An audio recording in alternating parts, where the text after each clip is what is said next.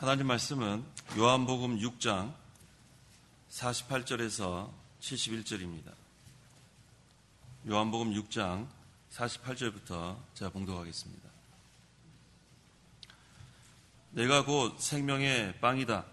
너희 조상들은 광야에서 만나를 먹고도 죽었으나 이것은 하늘에서 내려오는 빵이니 이것을 먹는 자는 죽지 않는다. 내가 곧 하늘에서 내려온 생명의 빵이니 누구든지 이 빵을 먹으면 영원히 살 것이다. 내가 줄 빵은 세상의 생명을 위한 내 살이다. 그러자 유대인들이 서로 논쟁하며 말하기를 이 사람이 어떻게 자기 살을 먹으라고 우리에게 줄 수 있겠는가 라고 하므로 예수께서 그들에게 말씀하셨다. 내가 진정으로 너에게 말하는데 너희가 인자의 살을 먹지 않고 인자의 피를 마시지 않으면 너희 안에 생명이 없다. 내 살을 먹고 내 피를 마시는 자는 영생을 가졌고 내가 마지막 날에 그를 다시 살릴 것이다. 내 살은 참된 양식이며 내 피는 참된 음료이다. 내 살을 먹고 내 피를 마시는 자는 내 안에 있고 나도 그 사람 안에 있다. 살아계신 아버지께서 나를 보내셨고 내가 아버지로 인해서 사는 것 같이 나를 먹는 그 사람도 나로 인해서 살 것이다. 이것은 하늘에서 내려온 빵이니 조상들이 먹고 죽은 것과 같이 아니하니 이 빵을 먹는 자는 영원히 살 것이다. 이것들은 예수께서 가버나움에서 가르치실 때에 회당에서 말씀하신 것이다. 그러자 예수님의 제자들 중 여럿이 듣고 말하기를 이 말씀은 어렵구나. 누가 그분의 말씀을 알아들을 수 있겠는가 하므로 예수께서 제자들이 이 말씀에 대하여 수군거리는 것을 아시고 그들에게 말씀하셨다. 이것이 너희를 걸려 넘어지게 하느냐? 인자가 전에 있던 곳으로 올라가는 것을 너희가 본다면 어찌하겠느냐? 살리는 것은 영이고 육은 아무런 유익이 없다. 내가 너에게 한 말들은 영이고 생명이다. 63절까지 봉독했습니다. 이 시간 증거의 말씀의 제목은 생명의 빵이신 예수님과 가룟 유다와 참제자. 생명의 빵이신 예수님과 가룟 유다 그리고 참제자란 제목으로 말씀을 증거하겠습니다. 48절에서 50절. 48절. 내가 곧 생명의 빵이다. 너희 조상들은 광야에서 만나를 먹고도 죽었으나 이것은 하늘에서 내려온 빵이니 이것을 먹는 자는 죽지 않는다. 이스라엘의 조상들은 광야에서 만나를 먹었습니다. 그런데 그 사람 다 죽었어요. 왜냐하면 만나는 생명의 빵이 아니고 생명의 빵이신 예수님을 예표하는 거예요. 그러나 생명의 빵이신 예수 그리스도의 살과 피를 먹고 마시는 자는 영원히 죽지 않습니다. 51절.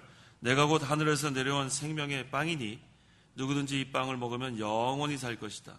내가 줄 빵은 세상의 생명을 위한 내 살이다. 만나는 예표일 뿐이고 실체이신 생명의 빵이신 예수 그리스도가 하늘에서 오셨는데 그 예수님을 믿으면 영생을 얻는다는 말씀입니다. 52절에서 53절. 52절. 그러자 유대인들이 서로 논쟁하며 말하기를 이 사람이 어떻게 자기 살을 먹으라고 우리에게 줄 수 있겠는가 라고 하므로 예수께서 그들에게 말씀하셨다. 내가 진정으로 너에게 말하는데 너희가 인자의 살을 먹지 않고 인자의 피를 마시지 않으면 너희 안에 생명이 없다. 유대인들은 인간의 지혜로만 생각하는 거예요. 인간의 지식.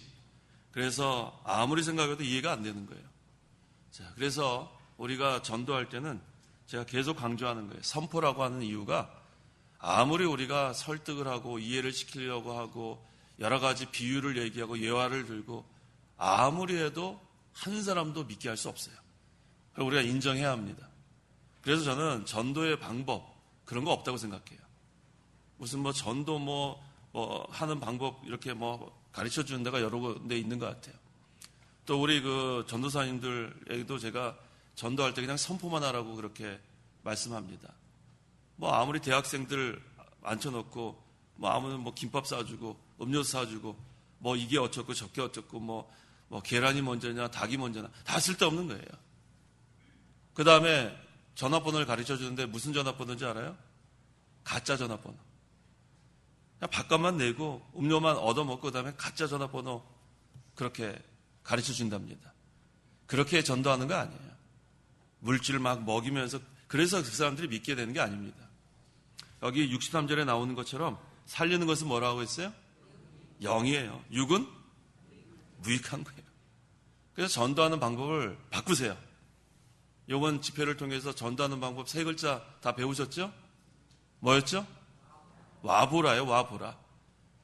그냥 복음만 던져놓고 그 다음엔 와보라. 그러면 어떻게 돼요? 전도받은 사람이 예수님 믿어야 구원받는다. 그거 듣고서 옵니다. 그 다음에는 이 예배 시간에 말씀을 통해서 믿음은 어디서 난다고 했어요? 들음에서 난다. 들으면 하나님의 말씀으로 인한 거니까. 그래서 우리는 그 한 가지만 기억하면 돼요. 이제는 전도를 그렇게 하세요. 와보라. 복음만 선포하고 그 다음에는 예배당으로 인도하면 거기서부터 믿음이 자라나는 거예요. 그게 전도 방법입니다. 그래서 유대인들은 인간의 지혜와 지식으로 생각하니까 예수님의 피를 어떻게 먹느냐, 어떻게 예수님의 피를 마시느냐 도무지 이해가 안 가는 거예요. 그래서 우리가 이 유대인들 한 명도 이렇게 믿지 못하는 거예요. 이렇게 생각하면은. 그래서 예수님께서 그 뜻을 우리에게 알려주시는 겁니다. 그렇다면 예수님의 살과 피를 먹고 마시는 것은 어떻게 할 수 있는가? 첫째는 믿는 거예요. 우리가 어떻게 예수님의 살과 피를 먹고 마셔요? 예수님 믿는 것. 예수님은 살아계신 하나님의 아들이다. 또 구주다. 우리를 위해서 피 흘려 죽으셨다. 그걸 믿는 거예요. 그게 바로 살과 피를 먹고 마시는 겁니다. 이제 우리가 예수님 믿을 때 그리스도와 어떻게 된다고 했냐면 연합됐다고 했어요. 연합. 그러니까 예수님 믿는 사람은 이제 그리스도와 연결되어 있습니다. 그래서 날마다 영적으로 교제할 수 있어요. 얼마나 감사한지 모르겠어요. 그래서 제가 중요한 단어, 이거 항상 기억하세요. 관계라는 단어가 있고 교제라는 단어가 있어요. 비슷한 것 같지만 다른 단어입니다. 영어로 해도 relationship이라는 단어가 있고 fellowship이라는 단어가 있어요. 완전히 다른 단어예요. 자, 이 관계라는 단어는 무엇이고 교제라는 단어는 무엇인가? 자, 우리가 예수님을 믿으면 하나님의 자녀가 됐습니다. 맞죠? 이게 관계예요, 교제예요? 관계예요. 아버지와 자녀의 관계. 그러니까 예수님을 믿으면 우리는 관계가 성립되는 거예요. 그 다음에 하나님과 자녀의 관계가 성립되면 그것은 끊을 수가 없어요. 영원한 거예요. 그 다음에 교제는 무엇인가? 교제는 날마다 서로 그렇죠? 연결되는 거, 교통하는 거. 우리가 성도의 교제란 말 하죠? 그러면 서로 이렇게 인사도 하고 서로 이렇게 안부도 묻고 자, 이게 바로 교제하는 거예요. 자, 이 교제는 날마다 이루어지는 거예요. 관계는 한 번 딱 성립되는 거고. 이해가 되셨어요? 그리고 예수님 믿으면 하나님의 자녀가 되는 권세를 얻는 것은 관계가 성립된 거예요. 관계는 끊어질 수 없어요. 하지만 교제는 우리가 기도하지 않으면 교제는 끊어질 수 있어요. 그걸 잘 이해하십시오. 그래서 날마다 우리가 주님과 교제하는 생활을 하려면 날마다 기도해야 돼요. 또 우리가 예배 시간에 참석해야 하나님과 교통할 수 있고 교제할 수 있는 거예요. 관계는 끊을 수 없어요. 하나님의 자녀가 되면 영원한 겁니다. 하지만 교제는 날마다 우리가 기도하고 예배하고 그래서 이 교제를 날마다 해나가는 거예요. 근데 이것은 믿는 자만 할 수 있다는 거예요. 믿는 자만. 그래서 우리가 예수님 믿으면 그리스도와 연합이 되고 그 다음에 하나님과 교통할 수 있고 또 주님과 교제할 수 있는 것 참으로 감사합니다. 그래서 이제는 그리스도로 인해서 사는 거예요. 갈라디아서 2장 20절에 뭐라고 했죠? 내가 그리스도와 함께 십자가에 못 박혔나니 한번 읽어보세요. 이제는 내가 사는 것이 아닙니다. 갈라디아서 2장 20절 20절 내가 그리스도와 함께 십자가에 못 박혔으니 이제는 내가 사는 것이 아니라 그리스도께서 내 안에서 사시는 것이다. 내가 지금 육체 안에 사는 것은 나를 사랑하셔서 나를 위해 자신을 내어주신 하나님의 아들을 믿는 믿음으로 사는 것이다. 내가 십자가에 그리스도와 함께 못 박혔다고 했어요. 로마서 6장 6절에는 우리의 옛사람이 십자가에 못 박혔다고 했습니다. 그래서 이제는 우린 죽은 거예요. 옛날에 옛사람으로 살았던 건 다 죽었어요. 이제는 내가 사는 것이 아니라 내 안에 그리스도께서 사는 것이다. 그래서 이제는 우리가 강해졌습니다. 이전에는 약한 사람이었어요. 약한 사람이었는데 이제는 강해졌습니다. 왜? 내 안에 그리스도가 사시니까. 이제 내가 사는 것이 아니라 그 예수님을 믿는 그 믿음으로 사는 거예요. 그래서 우리는 두려울 게 없는 거예요. 이전에는 두려운 게 많았어요. 죽음의 공포, 또 여러 가지 우리가 이 세상 사는 동안에 그 풍랑, 얼마나 공포스러워요. 하지만 우리는 이제는 그런 거 다 염려할 게 없습니다. 그리스도만 바라보고 내 안에 계신 그리스도만 의지하고 그리스도로 말미암아 그리스도로 인해서 우리가 살아나가면 우리가 걱정할 게 하나도 없어요. 그래서 이제는 그 그리스도와 동행하는 그런 신앙생활을 해야 돼요. 갈라디아서 2장 20절이 상당히 중요한 그런 성경 구절이에요. 내가 그리스도와 함께 십자가에 못 박혔나니. 그 누가 갈라디아서를 기록했죠? 저자가 누구예요? 갈라디아서. 바울이에요, 바울. 자, 바울이 언제 그리스도와 함께 십자가에 못 박혔어요? 못 박혔어요? 아니에요. 그 다음에 우리 성도 여러분들은 그리스도와 함께 언제 못 박혔어요? 한번 생각해 보세요. 언제 못 박혔는가? 기억이 안 나는 게 아니라 언제 못 박혔는지 모르죠? 예. 내가 그리스도와 함께 십자가에 못 박혔나니 이렇게 고백하는 사람은 예수 믿는 사람만 할 수 있는 거예요. 예수 믿는 사람만. 약 2000년 전에 예수님께서 십자가에 달려 죽으셨는데 그때 내가 그리스도와 함께 십자가에 못 박혀 죽으려면은 예수님을 믿어야 그 말씀이 내 말씀이 되는 거예요. 왜? 내가 예수를 믿을 때 그리스도와 연합이 되기 때문에 그전에는 나와 상관이 없는 말씀이에요. 2000년 전에 예수님만 죽었는데 내가 예수님 믿는 그 순간부터는 내가 그리스도와 십자가 연합이 됐기 때문에 그 십자가의 죽음이 내 죽음이 되는 거예요. 그 다음에 예수님의 부활이 내 부활이 되는 거예요. 그게 얼마나 감사한지 몰라요. 그래서 제일 중요한 게 그리스도와의 연합입니다. 그리스도와의 연합이 없으면 예수님의 십자가 부활은 나와 상관이 없는 거였는데 이제 예수를 믿음으로 그리스도와 연합이 되니까 예수님의 그 죽음이 누구 죽음이에요? 예수님의 부활이 누구 부활이에요? 내 부활이 되는 거예요. 얼마나 힘이 나요. 그래서 이제 우리 연결이 돼서 예수님은 부활의 천열매가 되시고 우리는 예수님과 연결이 됐으니까 우리도 장차 부활할 것이고 이게 얼마나 우리에게 큰 확신을 줍니까? 그래서 내가 그리스도와 함께 십자가에 못 박혔나니 이제 내가 사는 것이 아니라 내 안에 그리스도가 사는 것이다. 이제 내가 육체 가운데 사는 것은 나를 위해 십자가에 달려 죽으신 하나님의 아들을 믿는 믿음으로 사는 거다. 얼마나 강력한 그런 우리의 주신 말씀입니까? 그래서 우리가 예수님 믿으면 이제 예수님으로 인해서 사는 거예요. 예수님으로 인해서. 예수님으로 말미암아 예수님을 힘입어서 나는 예수님 안에 살고 예수님 내 안에 사시고 이것은 그리스도와의 연합입니다. 54절에서 55절. 54절. 내 살을 먹고 내 피를 마시는 자는 영생을 가졌고 내가 마지막 날에 그를 다시 살릴 것이다. 내 살은 참된 양식이며 내 피는 참된 음료이다. 이제 내 살을 먹고 내 피를 마신다는 의미를 알았어요. 이 의미는 뭐라고요? 예수님을 믿는 거예요. 따라해보세요. 예수님을 믿는 것. 네, 그 하나만 기억하면 돼요. 내가 어떻게 예수님의 살과 피를 먹고 마시는가. 예수님 믿는 게 한마디로 딱 우리가 이렇게 증거할 수 있어요. 예수님의 살과 피를 먹고 마시는 것은 예수님 믿는 거다. 예수님 믿으면 그 다음에 어떻게 돼요? 예수님과 연합된다. 딱 그 두 가지만 기억하시면 돼요. 다른 거 복잡하게 생각할 게 없어요. 예수님의 살과 피를 먹고 마시는 게 뭐예요? 누구를 믿는 거예요? 예수님 믿는 것. 예수님 믿을 때 어떻게 된다?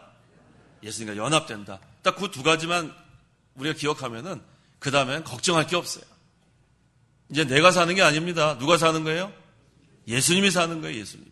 그래서 항상 우리는 외롭지 않아요. 혼자 사시는 분들 많이 계시죠? 외로워요? 외로울 게 없어요. 예수님과 동행하는데 뭐가 외로워요? 그 다음에 무서워요? 무서울 게 어디 있어요? 예수님이 함께 하시는데.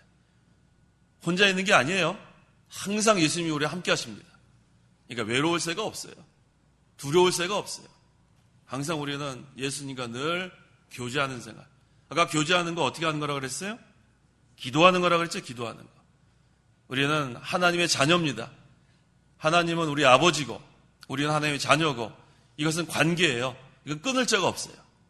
그런데 우리가 기도하지 않으면 교제가 끊어져요. 그 다음부터 힘이 없어요.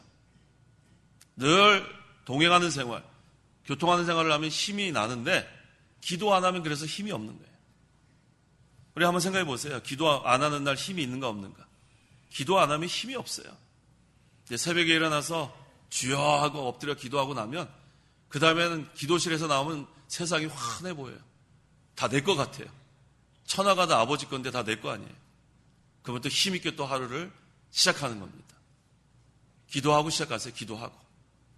그러면은 하나님께서 힘을 주십니다. 56절. 56절. 내 살을 먹고 내 피를 마시는 자는 내 안에 있고 나도 그 사람 안에 있다. 맞죠? 예수님의 살과 피를 먹고 마시는 게 뭐라고요? 지금 1분도 안 됐는데. 예수님의 살과 피를 먹고 마시는 게 뭐예요? 예수님 믿는 거예요. 예수님 믿으면 어떻게 돼요? 예수님과 연합이 되는 거예요. 그러니까 예수님이 내 안에 계시고 나는 예수님 안에 있고. 57절. 57절. 살아계신 아버지께서 나를 보내셨고 내가 아버지로 인해서 사는 것 같이 나를 먹는 그 사람도 나로 인해서 살 것이다. 네, 이제는 그리스도와 연합이 되니까 누구로 인해서 사는 거예요? 예수님으로 인해서 사는 거예요. 예수님은 아버지 하나님으로 인해서 살고 또 우리는 예수님으로 인해서 살고. 이게 얼마나 좋습니까? 58절. 58절. 이것은 하늘에서 내려온 빵이니 조상들이 먹고 죽은 것과 같지 아니하니 이 빵을 먹는 자는 영원히 살 것이다. 구약시대에 하늘에서 만나가 내려왔습니다. 이 만나를 먹은 자들은 다 죽었어요. 하지만 생명의 빵인 예수 그리스도를 믿는 자는 영원히 산다고 했습니다. 59절에 이것들은 예수께서 가버나움에서 가르치실 때에 회당에서 말씀하신 것이다. 그래서 가버나움에 있는 회당에서 이 중요한 그 도리를 예수님께서 가르쳐 주셨습니다. 60절. 60절. 그러자 예수님의 제자들 중 여럿이 듣고 말하기를 이 말씀은 어렵구나. 누가 그분의 말씀을 알아들을 수 있겠는가 하므로. 이 말씀이 어려워요? 어려워요? 쉬워요? 어려워요? 쉬워요? 쉬워요. 근데 이거 중생의 도리, 그 다음에 그리스도와의 연합의 교리를 모르는 사람들은 어려워요. 아까 누가 또 이걸 깨닫지 못했냐면 유대인들이 깨닫지 못했어요. 인간의 지식으로는 모릅니다. 하지만 성령께서 죽었던 우리를 살려주시고 영적으로 맹인이고 영적으로 기모거리고 영적으로 벙어리였던 우리를 다 고쳐주니까 이제는 쉬워요. 자, 그 38년 된 병자가 내가 일어나 걸으라 그랬더니 어떻게 했어요? 벌떡 일어나 걸어갔어요. 그게 뭐가 어려워요? 순종만 하면 쉬운 거예요. 순종만 하면. 그걸 믿으세요. 하나님께서 하라고 할 때는 하면 되고 쓰라 그러면 쓰면 되고 그거에 간단해요. 근데 하나님이 쓰라 그랬는데 가면은 그건 어려워요. 하나님 가라 그랬는데 안 가려 그러면 그것도 어려워요. 순종이 중요합니다. 순종하면 다 할 수 있어요. 하나님의 말씀을 순종하세요. 그러면 어려운 게 없습니다. 예수님의 말씀을 인간의 생각으로 이해하려고 하니까 어려운 거예요. 우리는 성령의 인도를 받으면 쉬워요. 우리에게 오신 보혜사 성령은 진리의 영으로 오셨어요. 진리의 영. 그래서 우리를 진리 가운데로 인도하니까 우리는 진리의 그 세계에서 또 진리의 그 길을 걸어가면 그건 쉽습니다. 그런데 진리를 떠나면 그 다음에 어려워요. 그래서 우리가 이 설교 준비할 때도 마찬가지예요. 설교자들이 설교 준비할 때 말씀만 가지고 준비하면 쉬워요. 그런데 이걸 가지고 사람들을 감동시키려니까 어려워요. 감동시키려니까. 설교자가 사람을 감동시키려니까 어려운 거예요. 그래서 설교에다 자꾸만 다른 얘기를 하는 거예요. 무슨 뭐 어떤 유명한 사람 자꾸 얘기하고. 이게 얼마나 어려워요. 그러니까 매 주일 설교하려니까 인터넷 계속 보면서 무슨 좋은 기사 없는가, 사람들 감동시킬 게 없는가, 막 이거 찾다가 시간 다 보내는 경우가 있어요. 그 시간에 사실 기도해야 돼요. 말씀을 붙들고 기도하면 하나님께서 주시는 그 은혜를 가지고 설교해야 되는데 요즘은 유명한 사람들의 설교, 특히 거기서 예화만 찾아서. 자, 63절 다시 뭐라 그랬어요? 살리는 것은 영이니 육은 무익한 거예요. 감동적인 스토리가 뭐 그렇게 중요해요? 우리하고 상관없는 사람인데. 우리는 이 시간에 말씀으로 승부를 걸어야 돼요. 말씀으로. 살리는 것은 영입니다. 영의 양식 하나만 있으면 곤고한 영혼이 소생케 되는 역사가 있는 거예요. 다른 거 하려면 어려워요. 모든 게 마찬가지예요. 교회도 마찬가지죠. 교회. 우리가 교회를 세워나갈 때에도 목회를 하는 때에도 하나님 말씀 하나로만 승부해야 돼요. 자꾸만 사람들 뭐 필요한 거 자꾸 욕구 채워주면 어려워서 할 수가 없어요. 사람들이 얼마나 여러 가지를 요구하겠습니까? 이거 하자, 이거 하자, 놀러 가자, 뭐 하자. 그거 다 하다 보면은 그 다음에 중심인 핵심이 없어지고 마는 거예요. 말씀은 없어지고 그저 세상 사교 집단이 되고 맙니다. 날씨가 좋으니까 우리 어디 가서 뭐 놀러 가서 뭐 해먹자. 또 어디 또 놀러 가자. 그러다 보면은 주님 오시는 거예요. 우리가 정신 바짝 차려야 합니다. 하나님의 교회는 하나님의 나라예요. 신약시대 예수님께서 하나님 나라는 이미 임했고 했는데 그 이미 임한 하나님 나라가 교회입니다. 신약교회. 그래서 로마서 14장 17절에 하나님의 나라, 교회에 대해서 명확하게 우리에게 증거하는 거예요. 한번 읽어보세요. 로마서 14장 17절. 17절. 하나님의 나라는 먹는 것과 마시는 것이 아니고 오직 성령 안에서 의와 평강과 기쁨이다. 이게 교회, 이게 하나님의 나라입니다. 이게 교회입니다. 뭐라고 했어요? 먹고 마시는 것이 아니라 그랬어요. 근데 오늘날의 교회는 자꾸 변질이 돼요. 무슨 교제 모임을 자꾸 하는 게 교제 모임. 이 교제는 하나님과의 교제예요. 예수님과의 교제예요. 그 다음에 성도의 교제예요. 근데 이 교제는 먹고 마시는 교제가 아니에요. 오직 성령 안에서. 영적인 교제를 의미하는 거예요. 영적인 교제. 하나님과 영적으로 교통하고 그리스도와 영적으로 교제하고 성도 간에 영적으로 교제하고 성령 안에서 의와 평강과 기쁨이다. 이게 바로 하나님 나라입니다. 이게 예수님께서 우리에게 알려주시는 그 교회예요. 근데 오늘날 이 교회를 제대로 깨닫지 못하고 자꾸 먹고 마시는 거에다가만 자꾸 치중합니다. 어디 모여서 자꾸 해먹자, 먹자, 마시자. 그게 성도의 교제인지 알아요. 예수님은 그렇게 가르쳐주지 않았습니다. 성경에서 하나님 나라, 교회, 이것은 성령 안에서 영적으로 하나님을 모시고 그래서 성도가 모이면 예배부터 하는 거예요. 예배부터. 하나님을 모시는 거예요. 근데 오늘날은 예배는 또 잠깐 하죠. 먹고 마셔야 되겠으니까. 예배 잠깐 하고 나머지는 다 그냥 먹고 마시는 거예요. 본질에서 우리가 벗어나면 안 됩니다.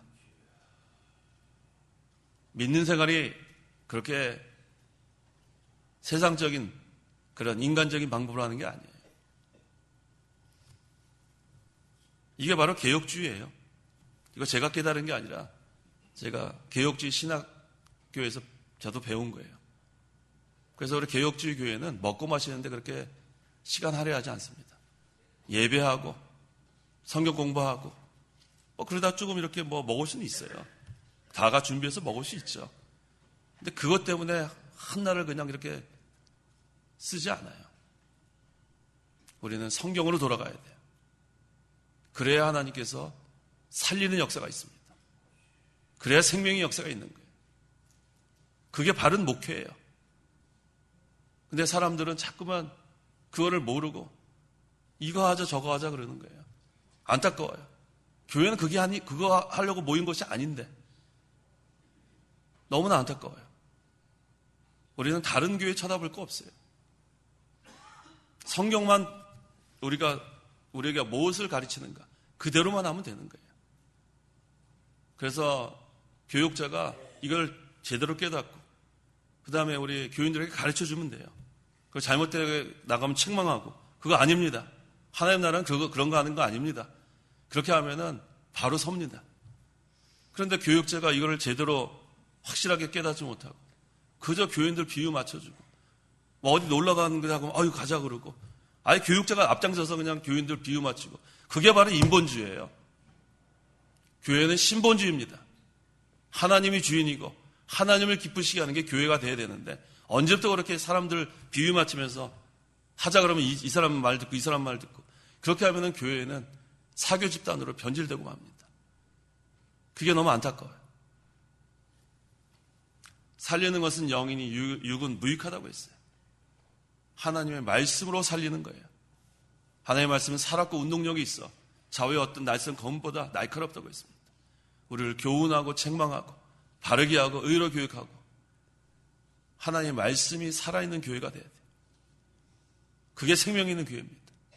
이게 하나님께서 원하시는 내적 생명의 열매를 맺히는 교회가 되는 거예요. 말세에는 영적 유프라데스 강이 말랐기 때문에 이젠 세상의 그런 모임이나 교회나 구별이 되지가 않아요. 정신 바짝 차려야 되는데 왜 점점 이렇게 먹고 마시는 데만 이렇게 그게 교제인 줄 알고 자꾸 놀자는 거예요. 놀자. 그러다 보면 노아 시대와 같이 되는 거예요. 노아 시대. 먹고 마시다가 주님 오시는 거예요. 우리는 기름 준비 잘해야 됩니다. 우리의 구원을 잘 이뤄나가고 또 영적 성전을 함께 지어나가고 그게 바로 주님의 재림을 준비하는 말세의 마지막을 사는 성도의 신앙생활입니다. 61절 61절 예수께서 제자들이 이 말씀에 대하여 수군거리는 것을 아시고 그들에게 말씀하셨다. 이것이 너희를 걸려 넘어지게 하느냐? 제자들이 지금 수군수군하니까 예수님께서 말씀하시는 거예요. 인자가 전에 있던 곳으로 올라가는 것을 너희가 본다면 어찌하겠느냐. 자, 63절 같이 한번 읽어보겠습니다. 살리는 것은 영이요 육은 아무런 유익이 없다. 내가 너희에게 한 말들은 영이요 생명이다. 자, 여기서 중요한 게 뭐냐면 내가 너희에게 한 말들이 중요한 거예요. 이게 하나님 말씀이에요. 하나님 말씀이 영이라는 거예요. 그래서 제가 말씀으로만 승부 걸어야 된다는 거예요. 말씀이 영이고 생명이라는 거예요. 말씀이 사람을 살리는 거예요. 말씀이 생명이 있습니다. 말씀이 없으면은 그 교회는 사교 집단으로 변질되고 말아요. 이게 바로 예수님께서 우리에게 가르쳐 주시는 거예요. 살리는 것은 영이니 육은 아무런 유익이 없다. 그래서 이 유치부, 초등부부터 말씀으로 양육해야 돼요. 말씀으로. 얼마나 중요한 말씀입니까? 이렇게 우리에게 가르쳐 주는데도 이거 그냥 뒷전으로 하고 자꾸만 인본주의 쓰면은 그 다음엔 그 교회는 생명이 없어요.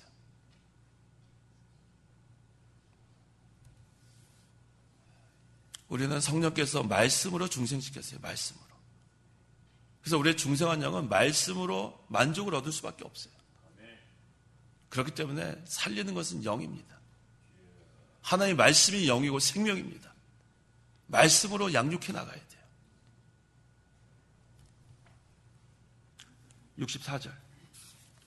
64절 그러나 너희 가운데 믿지 않는 자들이 누구이고 자기를 넘겨줄 자가 누구인지 처음부터 알고 계셨기 때문이다.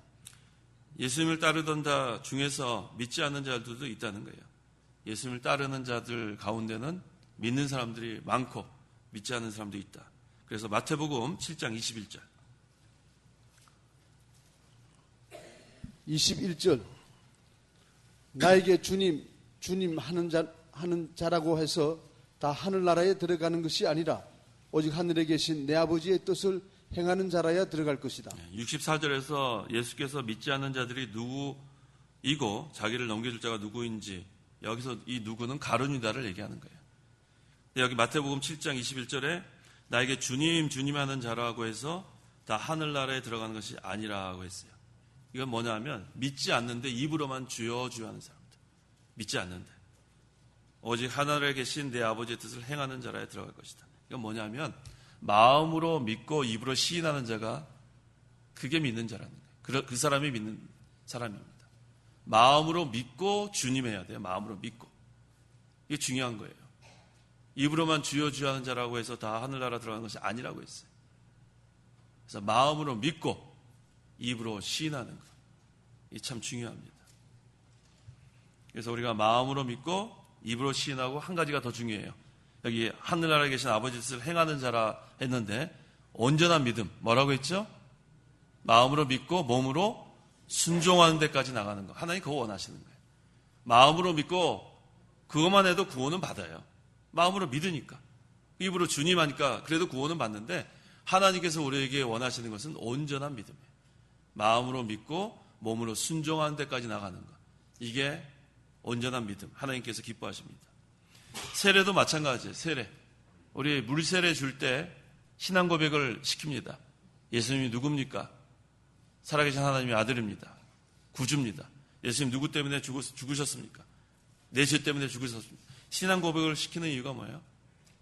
마음으로 믿고 입으로 고백하는 것을 원하는데 그 세례 문답할 때 마음으로 믿지 않고 지식적으로만 외워서 온 사람도 있어요.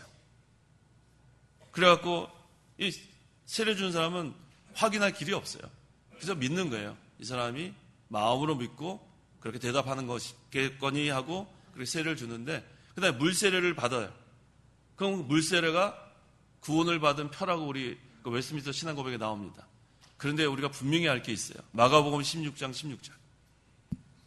16절. 믿고 세례를 받는 자는 구원을 받을 것이고 믿지 않는 자는 정죄를 받을 것이다.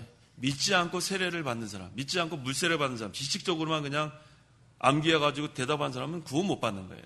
그걸 아셔야 돼요. 웨스트민스터 거기 신앙고백에 그 세례가 구원받은 표라고 나온 그 의미는 뭐냐면 마음으로 믿고 세례를 받은 자를 얘기하는 거예요. 그런데 가끔 그런 사람이 있어요. 목사님, 이 사람 이제 세례 줘도 되겠습니다. 저한테 추천하는 사람이 있어요. 제가 볼 때는 아닌 것 같은데. 아니에요. 목사님, 이 사람 벌써 교회 나온 지 10년 넘게 나왔습니다. 제가 볼 때는 아닌 것 같은데. 그렇게 세례 주면 안 된다는 거예요. 그래서 세례 문답할 때 철저하게 해야 돼요. 철저하게. 목사님, 이번에 세례 안 주면 시험 들을 텐데요. 시험 들어도 할 수 없어요. 교회 떠난다는데요. 떠나도 할 수 없어요. 우리가 예수 믿는 게 중요한 거지, 예수 안 믿고 그냥 가짜로 세례 준 다음에 그 사람 믿는 줄 알면 어떡할래요? 마음으로 믿고 그 다음에 주님 하는 것이 믿는 자예요. 마음으로 믿고 세례 받는 사람이 믿는 자라는 거예요. 가짜가 되면 안 돼요. 가짜가 되면. 정말로 예수님을 나의 구주로 믿는 자가 신자입니다. 입으로만 주님 주님 하는 사람은 하늘나라 들어가지 못하는 거예요. 믿지 않고 세례받는 사람은 구원받지 못하는 거예요. 우리는 그걸 분명히 가르쳐줘야 돼요. 이게 참 중요한 말씀이에요. 오늘날 자꾸만 결신하라고 강조하는 그러한 모임이 많아요. 집회가 많아요. 우리는 그런 거 하지 않죠?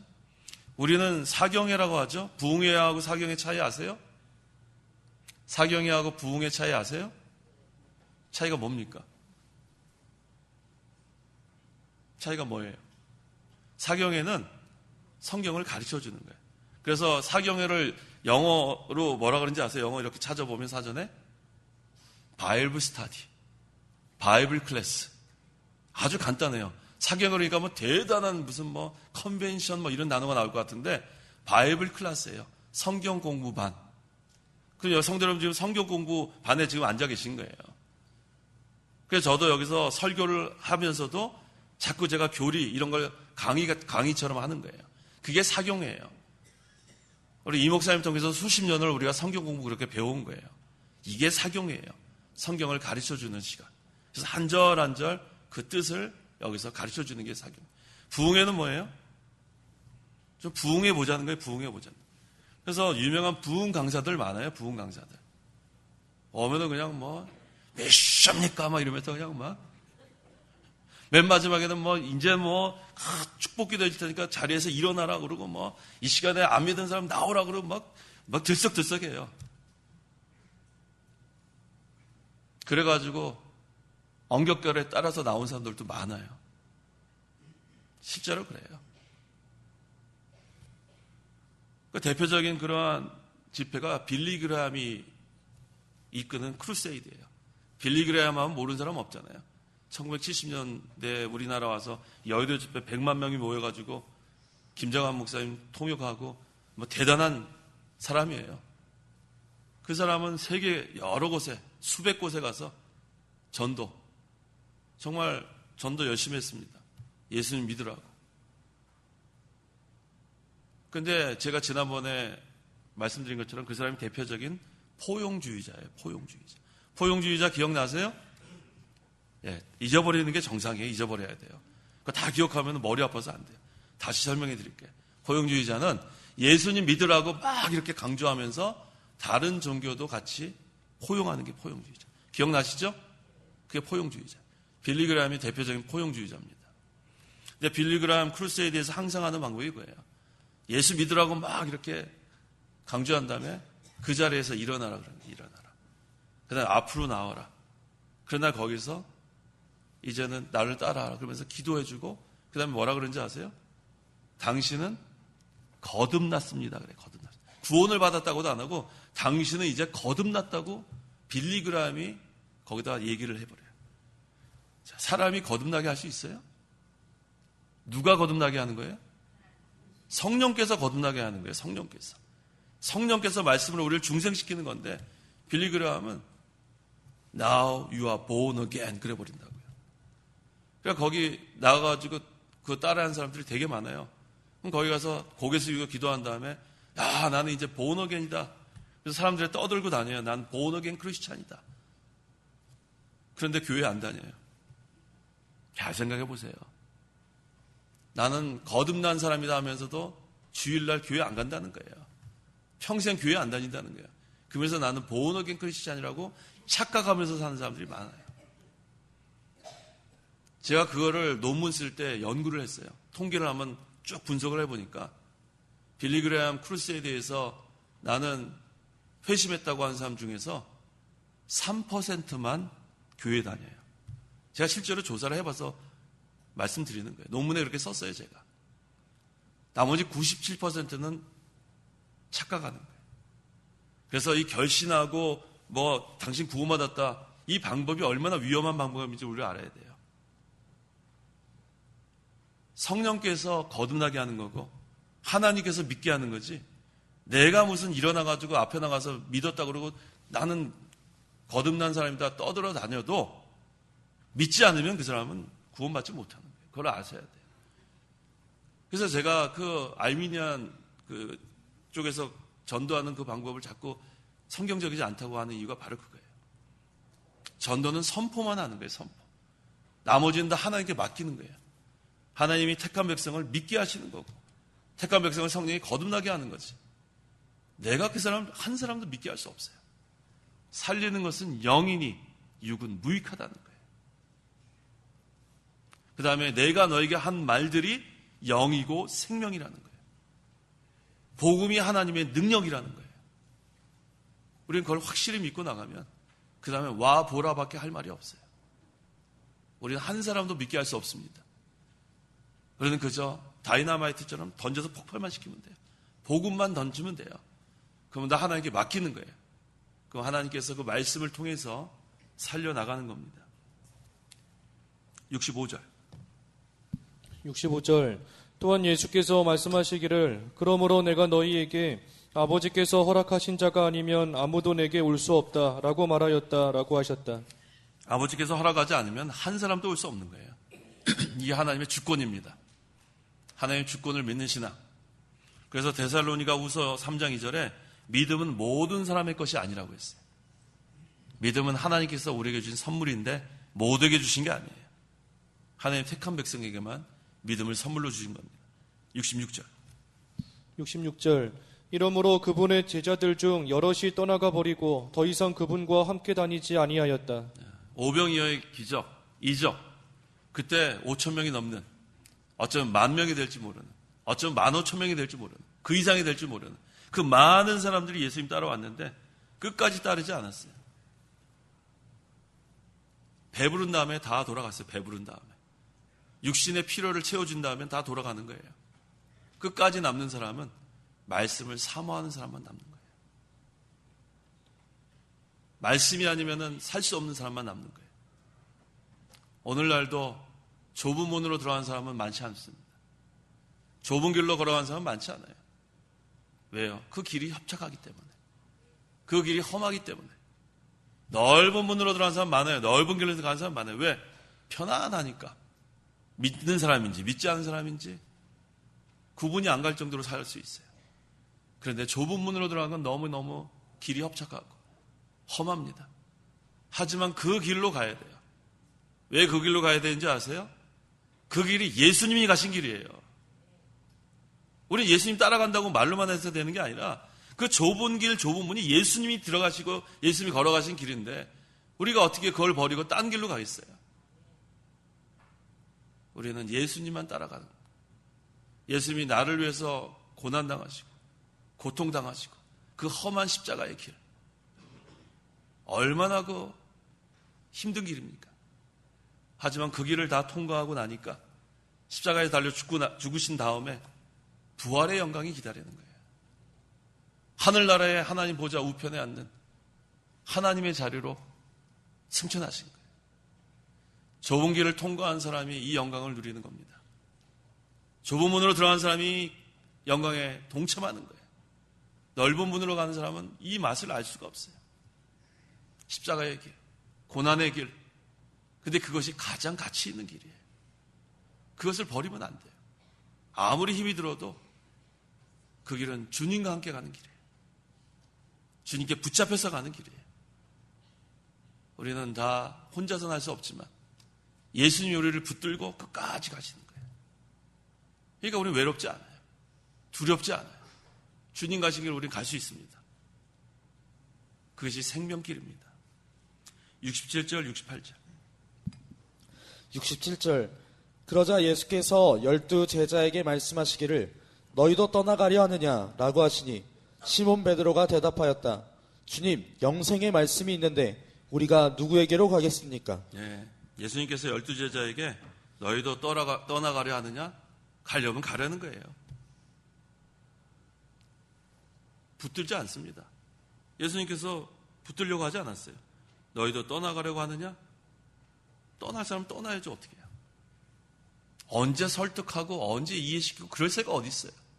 주님 오실 날이 점점 가까웠는데 잘못된 길로 가는 사람 어떻게 붙잡을 시간이 없어요. 지금 우리도 좁은 길 가기가 바쁜데 진리의 길 걸어가기 바쁜데 언제 그 사람들을 설득하고 잘못됐다고 그럴 시간이 없어요. 우리는 그저 가는 거예요. 가는 거예요. 그런데 이 진리의 세계를 깨달은 사람들은 따라오게 돼 있어요. 말씀을 사모하는 사람들은 모이게 돼 있어요. 왜? 중생한 사람은 말씀으로 거듭났기 때문에 진리의 말씀이 없으면 살 수가 없는 거예요. 그래서 베드로가 뭐라고 했어요? 주님, 영생의 말씀이 여기 있는데 우리가 누구에게 가겠습니까? 영생의 말씀이 여기 있는데 어딜 가겠냐는 거예요. 그래서 예수님 따라가는 사람들은 남게 돼 있어요. 예수님 따라가는 사람들. 끝까지 남게 돼 있어요. 영생의 말씀이 여기 있는데 어딜 가겠냐는 거예요. 근데 이걸 깨닫지 못한 사람은 예수님께서 떠나가려면 떠나가라는 거예요. 떠나가려면 떠나가라. 넓은 길로 가려면 가라는 거예요. 하지만 영생의 말씀이 여기 있사오니 내가 어디로 가겠습니까?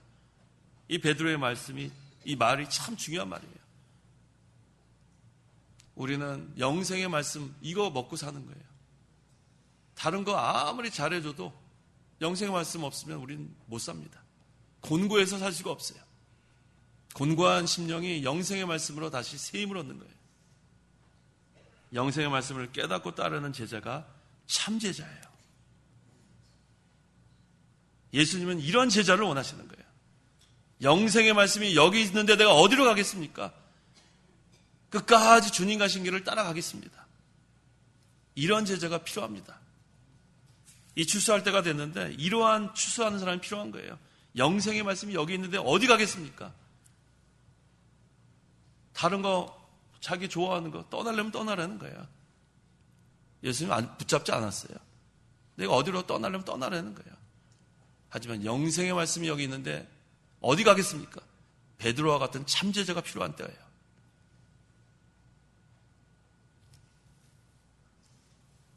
베드로가 왜 이렇게 고백할 수 있었냐면 마태복음 16장 16절. 베드로는 그리스도가 주님이 어떤 분인지 확실히 알았어요. 마태복음 16장 16절. 16절. 시몬 베드로가 대답하여 말하였다. 주님은 그리스도이시며 살아계신 하나님의 아들이십니다. 이게 바로 베드로의 신앙 고백이에요. 주님은 그리스도이시며 기름 부음 받은 자, 메시아, 살아계신 하나님의 아들입니다. 이걸 믿으니까 떠날 수가 없는 거예요. 여기가 생명인데 여기가 영생인데 어딜 떠나가요? 다른 데 가봤자 무슨 유익이 있다. 그래서 예수님을 확실히 믿는 사람은 진리의 말씀을 따라가게 돼 있어요. 베드로는 이 신앙 고백으로 나중에는 성경에 나와 있지 않지만 전승에 의하면 예수님이 십자가에 똑바로 못 박혀 죽었는데 베드로는 어떻게 죽기를 원했다고 그랬어요? 거꾸로. 얼마나 그 고통스러웠겠어요. 확실한 믿음이 있으니까 이제는 나를 위해서 십자가에 달려 피 흘려 죽으신 그 예수님 생각하니까 도무지 견딜 수가 없었어. 베드로는 이러한 신앙 고백이 있었어요. 69절. 69절.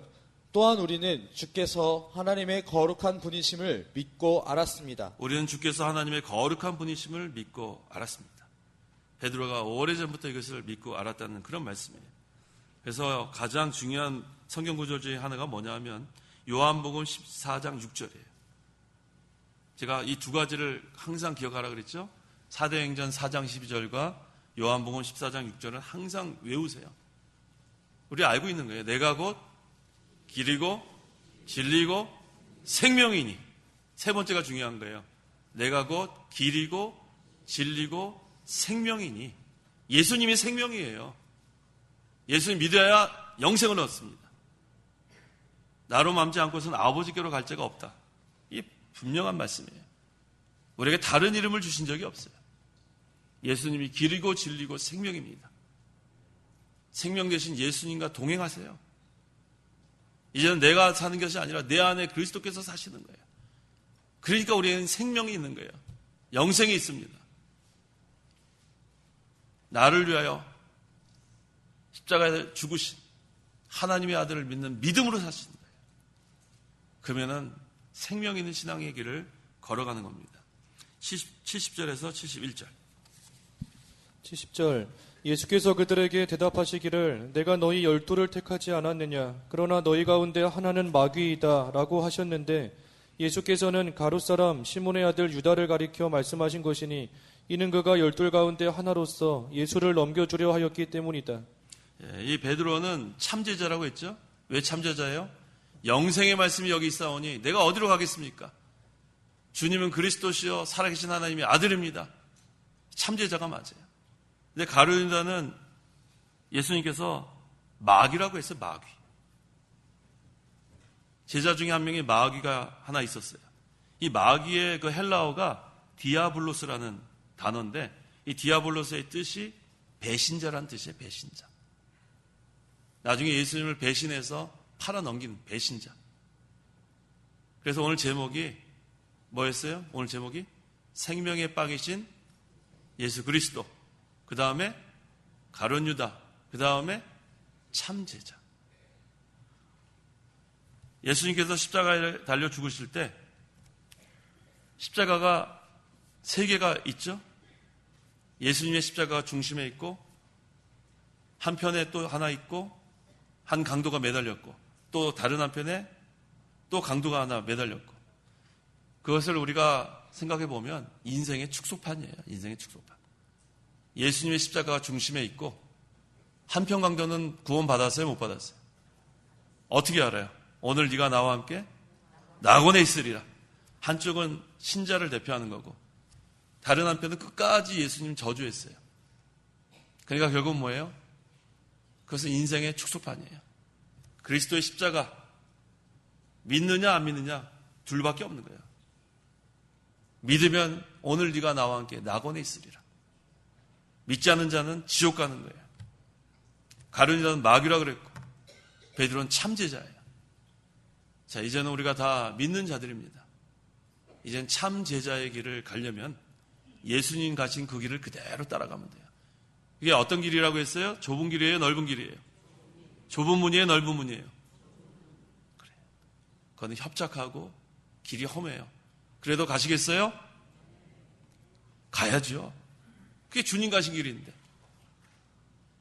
나를 구원하기 위해서 주님께서 가신 길인데 어떻게 우리가 안 따라가겠어요? 너무 감사한데. 너무 감사하지 않아요? 영생의 말씀이 여기 있는데 어떻게 우리가 떠나겠어요? 우리는 예수님만 바라보고 가는 거예요. 예수님. 풍랑을 바라보면 의심이 들어오고 불안하고 염려가 들어오고 죽을 것 같지만 다시 예수님을 바라보면 살 길이 열리는 거예요. 예수님께 붙잡혀서 예수님과 동행하면서 예수님으로 인해서 살아가는 성도는 그래서 생명 있는 성도입니다. 기도하겠습니다. 하나님 아버지 감사합니다.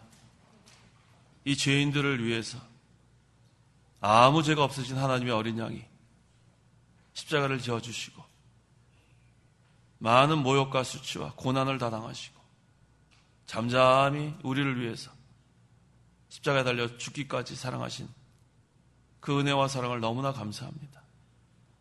주님 가신 길이 협착하고 험하고 고난의 길이지만 그 은혜와 사랑이 너무 감사해서 우리는 주님만 따르렵니다. 영생의 말씀이 여기 있사오니 내가 어딜 가겠습니까? 하나님께서 우리에게 주신 이 말씀이 영이고 생명인데 우리가 어디 가겠습니까? 하나님 아버지, 내가 곧 길이고 진리고 생명이라 하셨는데 우리가 예수님으로 인해서 살기를 원합니다. 예수님으로 말미암아 살기를 원합니다. 내가 그리스도와 함께 십자가에 못 박혔나니 이제 내가 사는 것이 아니라 내 안에 그리스도께서 사신다고 했사오니 우리는 외롭지 않습니다. 우리는 두렵지 않습니다. 그리스도께 붙잡혀서 우리가 끝까지 예수님 따라가기를 원합니다. 저희들에게 긍휼을 베풀어 주시옵소서. 이전 것은 지나갔으니 보라 새 것이 되었다 했사오니 이제는 다시 한번 새로운 각오로 예수님만 의지하고 예수님만 바라보고 힘있게 신앙의 길을 걸어가는 제 모두가 되게 도와주시옵소서. 예수님의 이름으로 기도하옵나이다. 아멘. 각자 기도하다 돌아가시기 바랍니다.